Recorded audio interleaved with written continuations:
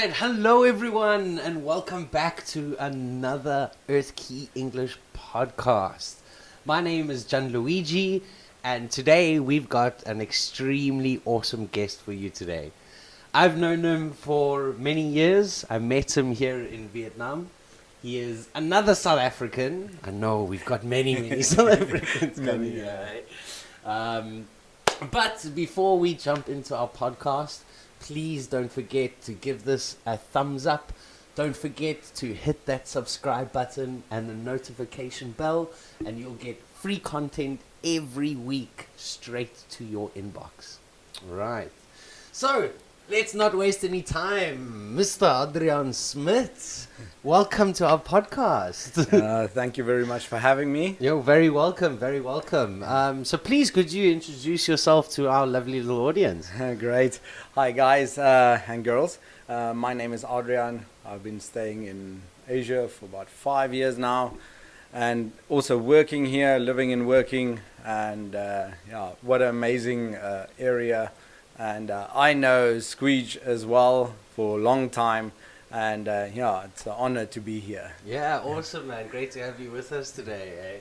So I wanted to ask you, what brought you to Vietnam originally? I actually never asked you that. No, you haven't. Not a lot of people ask that question. Mm-hmm. People just, the city is so busy, everybody just goes by day-to-day life. Yeah. But for me, my fiance and I, we were living in Thailand. We were living and working in Thailand in the south. Nice. In Hat Yai. I've never been there. It's about 50 kilometers from the Malaysian border. Okay. So very, very Thai. Not a lot of foreigners live there. And we started teaching at a high school. Cool. Which was great, but very challenging. Yeah. Why so challenging at high school? Because it was my first job as a teacher, as an English teacher. Okay. That was the first thing. The second thing is you have 60 students in a class. Yeah. 60. Oh Yes. My God, dude. 40 here in Vietnam is enough. Yeah, I mean, Like- these days I can only take 20. you know, very but- true. And then the third thing is that we had no teaching assistants. Okay. So basically, when you go to your lower level students, you have 60 in the class and with no assistants. Yeah. They don't understand English. Yeah. Their parents are all farmers, rubber tree farmers or whatever. So it was very challenging. I remember the day we arrived in Hat Yai. Our agent at that stage was like, let's go and meet the principal of the school. So we get there, and they like, you will only start teaching on Monday. So here is let's go to the principal. Yeah. We go meet the principal, very nice, everything, nice cup of tea, everything. And then the principal is like, hey, your class is waiting for you. And I was like, excuse me? Yeah. Excuse me. And I was walking to this class, so walking into the class, and they were waiting for me. Oh my goodness. There's 60 students, and that's where it all started. I was gonna say, that's quite a nice way to start your teaching career. Yeah, with a bang. With a bang, dude. And it was insane because the whole week was just introduction and them getting to know me, because they don't see foreigners that often. Yeah, exactly. And they really interested in, like, I'm from South Africa, and they really want to know more about me and why do I have a red beard and blonde hair and blue eyes. They don't understand. That was the beginning of me teaching English. And since then, we've been living in Hat Yai for about 8 months. And I was speaking to my fiance, and I'm like, it feels like we can only stay in Thailand. There's nowhere to go. We've reached the ceiling here, and the market is saturated for us as teachers. So I'm going to research on a place where it's more profitable and where we can grow. So I research and I see Japan, but very hard to get into. Yeah, they do have quite high requirements for Japan. Yes, very high. And I see China and I'm like, okay. And then I see Vietnam and I look at requirements and I'm like, okay, that's not too bad. And I start emailing people and I get a response immediately. Awesome. And I research on a lot of things in Vietnam and I realize that maybe this is the place for us to go. Yeah. It was probably a month after that. We bought our plane tickets at a 7-Eleven. Nice. Oh, the joys of Thailand, eh? You can get anything at 7-Eleven. Yes, exactly. And yes, then we flew to Vietnam, which was insane. Yeah. We arrived and we came from Thailand where there's only one season. This is hot. We arrived now, this time of the year. We've basically been here now for 4 years in Vietnam. Oh, wow. So it's 4 years ago. Based in Hanoi, 4 years? Based in Hanoi, 4 years. And we arrived here and in about 2 weeks, it just started getting cold. You're like, hold on. And I'm like, whoa, we didn't sign up for this. What's this? We just got board shorts and baggies and everything in the baggage. But then we realized that this is not the same as Thailand and it gets very cold here in the winter. Mm-hmm. And that started everything. And then, started teaching almost immediately. Yeah.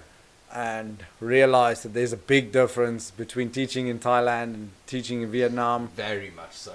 Yeah. What would you say has been the biggest difference you found? I think the Thai students, especially in the south, the education English-wise is very low. Okay. Here it's very high, the English, obviously because we're in the major city. Yeah. So I think like just the level is different. Yeah. Also the behavior. The students in the city, they tend to be more like edgy and energetic and there's full power, you know. Yeah. Where in Hat Yai or in the south of Thailand, it was so chilled. Yeah. Like everything was chilled. Farmers' kids laid back. They eat 4 times a day. Oh, all supplied by the school as yes, well. all supplied by the school. Very nice. You know, and there is a tuck shop and it's a very nice setup. You have this whole, it's like a lot of food stalls at the school and you can just buy whatever you want. Yeah, that's interesting. Hey? Yeah, very fattening. Yeah, I can imagine, man. Was there anything different in the curriculum at some of those farm schools in the south of Thailand versus what you'd be teaching this side? Yes, I think a lot of difference. I think that the standards here are much higher. Mm-hmm. They really focus on Cambridge or anything else, Australian curriculum, which I've been working with the last few years. So it's much different, and the standards are much higher. Okay. But very interesting. Yeah. So then, I was teaching at language centers, and then at public schools. Okay. Where then one day I took a job at Australian curriculum school here. Oh yeah. In Hanoi. And is that with the Australian International School? It's HIS, Hanoi Adelaide School. Hanoi, yeah. Adelaide School. Cool. And there I realized I had a great principal, Paul. He's Australian, and he basically gave us all a mission to create a club. Awesome. Yeah, create a club, like something interesting, music club or like, and I was waiting for this opportunity forever. Yeah. For a long time since I started teaching, I wanted to educate the students about our environment. Yes. And something that's very much needed in education nowadays. Yes, and our environment and what's happening at the moment, what's been happening for years, and what's intensifying now. So I decided to start a green club.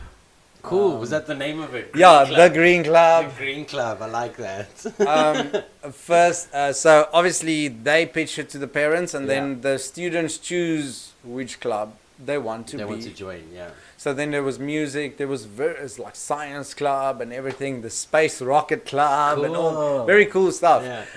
Well, to my surprise, I was booked fully. Oh wow. I had about 4 clubs per week, Yeah.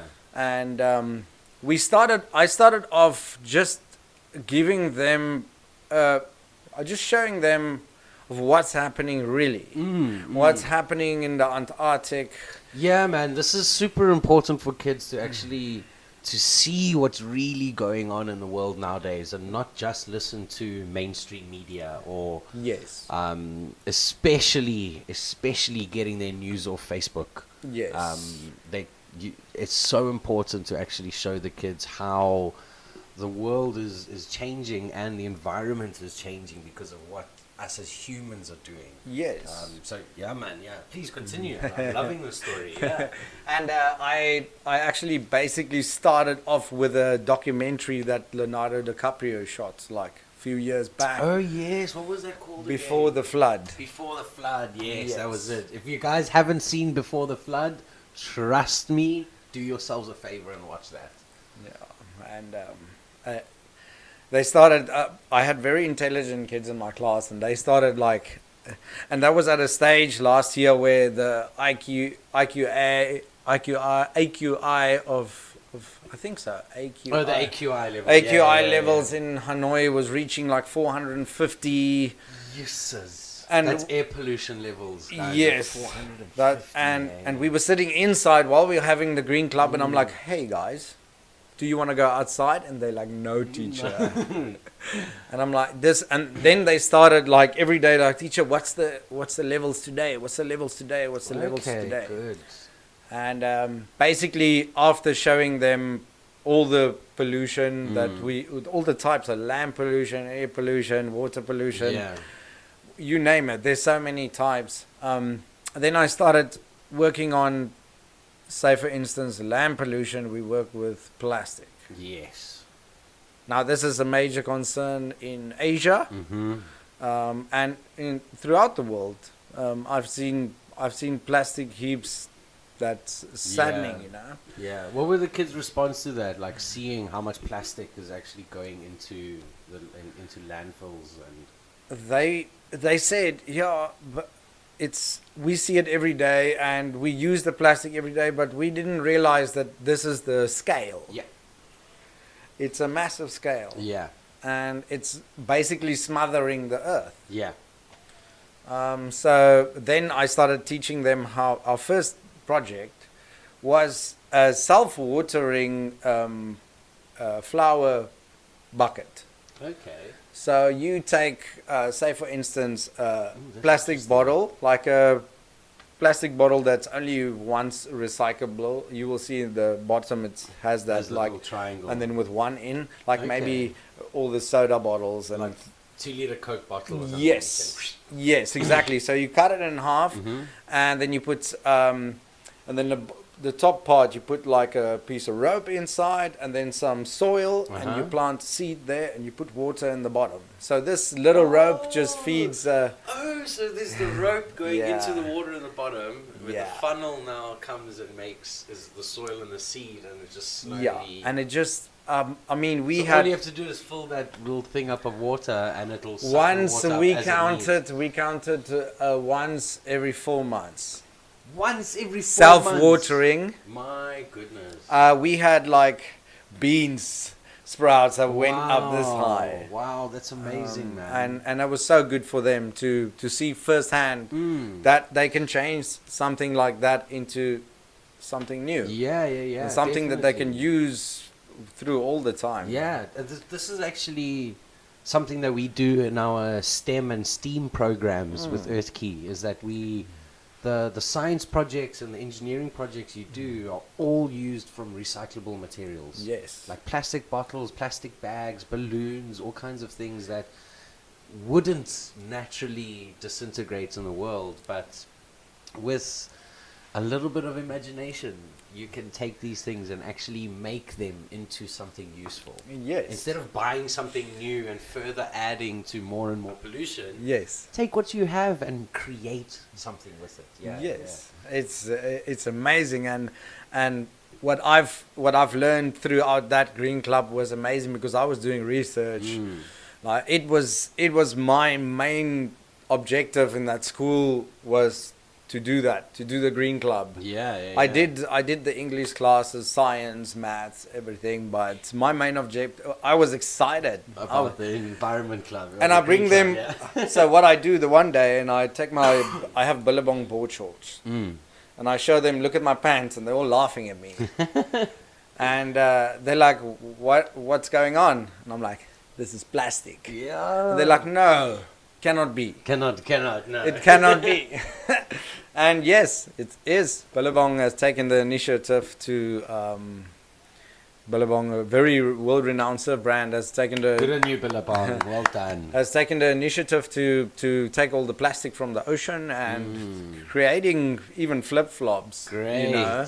great. I need a new pair of flip-flops. So hook a brother up, guys. Billabong for the win. I was a surfer when I grew up, so Yes. Ironstyle and Billabong were like the gods of the surfing brands. Exactly, exactly. And I'm very blessed that we grew up in a world where these things are happening, that we are still, youngish, and all these changes are starting to happen. Yeah. There's a young guy who designed this machine to clean up the ocean. Oh, is that a huge one that like drags and Yes. collects all the microplastics in the ocean? Yes, Yeah, I exactly. read about that. That's amazing, man. And Yeah, man, young people's minds are so untapped for ideas that could help the world. yes, and I feel that the more we as educators push that idea of we can basically, actually we can make money. Yeah. We can make money off plastic. Mm. You have you can buy off. Recycling plastic. Check, Yes, yeah. Make money recycled. recycling Yes, plastic. recycled. Sorry, but you can basically just crunch up the plastic. You get like a shredder, a plastic shredder, and then you can basically melt it into a mold. If you want a table, you can make a table Yeah. easily. Yeah. You just make a mold for it and you make a table.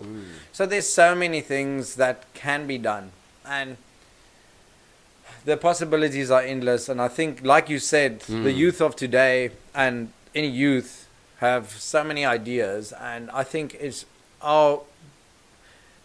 really, we have to guide them, just a little bit of a guide to say, hey, Yeah. Earth Key, Is our very home. very good name. Thank you.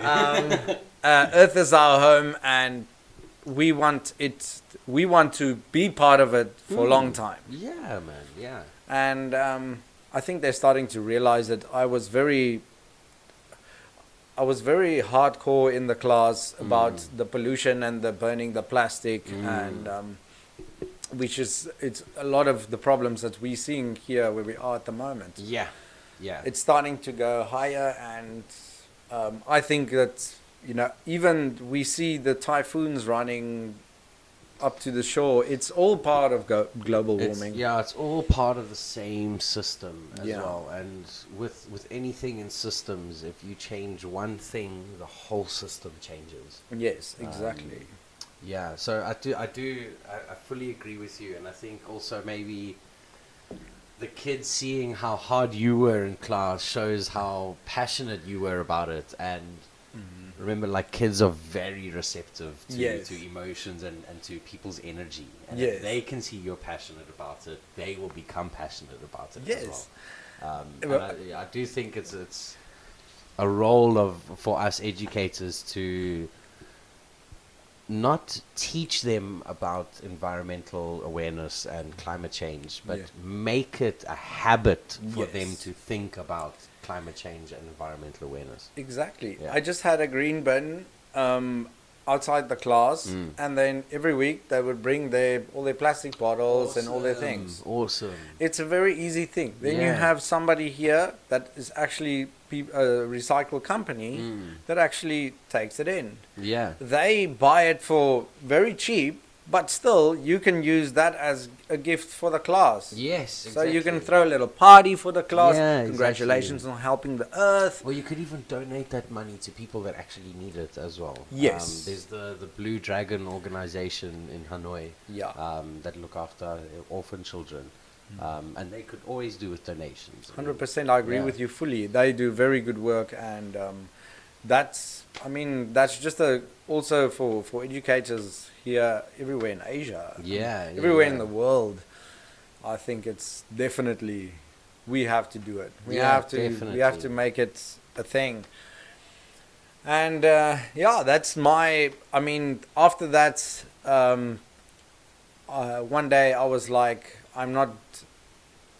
I feel like I've done my part in education, and it's time for me to move Okay. and to go into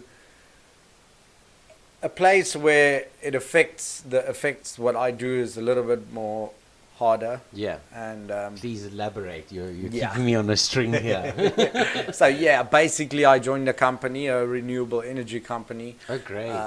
They, as a business development manager, and we actually install a lot of renewable energy. Okay. We started off with hydroelectrics. Okay. Interesting.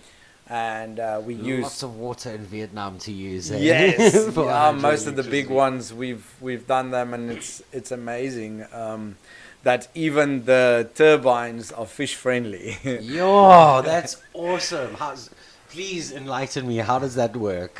Basically, it's the size of the propellers, Uh-huh. the gap that it has. There's even like eel gullies where eels can slip Sure. through, and like where you have a propeller and then maybe it just has this gap. Fish Yeah. cannot go through that, Yeah. so it gets killed.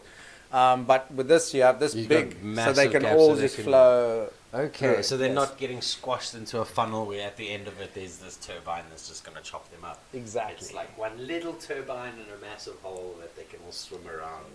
Yes, Cool. exactly. This technology we're using, they look onto minimizing the how can I say, the construction also on the site, and then also helping the environment mostly. Yeah. And then lately I've been working very hard in solar energy. Untapped energy source, man. Like, Yes. yeah, I read recently that Queensland recently powered for 100% on solar power. Yes, and it's Yeah. possible. Very possible. I mean, here we have in the south, or from the center to the south, we have sun for days. yeah, man. man, it's ridiculous. And it's very. I love the way the Vietnamese government has decided to actually take it further and say, "Hey, we buy the electricity back from you," Yeah. and they give it for a very good amount. So That's now great. it encourages people to actually invest and install these systems, Okay. because now you can pay off your investment quicker. Yeah, exactly. But you're helping. Yeah, and it's also that's really good for some of the rural communities as well, Yes. because then they can get access to free energy in a way. 100%. Yeah. 100%. And basically, I'm also aiming to work with the wind turbines. At the moment, I'm Yeah. busy with getting that together. Great. Whereabouts? Just out of curiosity, whereabouts would you set them up? The wind turbines in Vietnam. Where are you thinking of setting them up? For me, the biggest challenging ones are in the ocean, the offshore wind turbines. Yeah. But basically, they have the most constant airflow. Yeah. Very So true. they chilling there, and most of these are low wind turbines, so they don't need 150 kilometers per hour. Yeah, it's very true. Hey. So I dig the offshore ones, but it's a lot more investment, Yeah, I because can you have to have imagine. cables underneath the ocean. Yeah, and also all the that. risk factor goes up as well. But, Yes. So basically, you would look for something like nice flat area where wind goes. Normally close to the sea, Yeah. close to the ocean. Where could you find flat area in Vietnam? The ocean. The ocean itself. Yes. That's probably about it.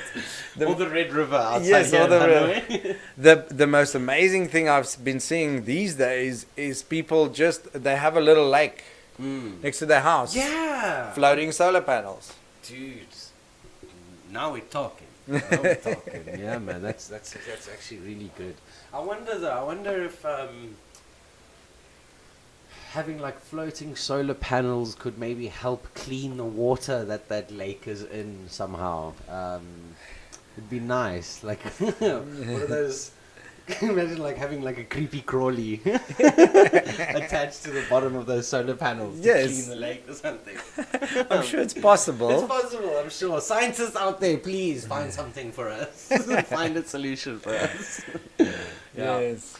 But cool, man. So, just to round off this lovely, lovely interview, you've made it super easy for me. Where to next, eh? Are you planning on staying in Vietnam for a while, or planning on moving back home, or anywhere else? I'm definitely staying here for another while. I don't know how long. Mm-hmm. Depends on projects and what's happening, and but basically for me, a dream definitely come true would be a eco school. Yes. Built out of bamboo.